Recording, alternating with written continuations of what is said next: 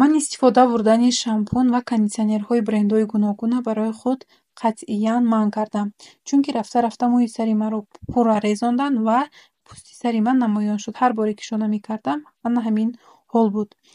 Дӯстам як муддат пеш ба ман бренди нави корейскии Atomiро тавсия дод. Ростӣ бо дудилагӣ барои худ аз ҳамин бренд шампун ва кондитсионер заказ кардам, фармоиш додам ва боварӣ надоштам, ки натиҷа медиҳад.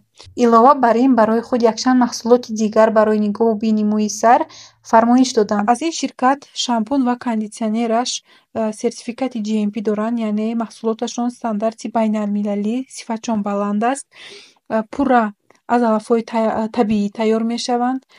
Ягон намуд ранг, краситель дар онҳо дохил шудагӣ нест.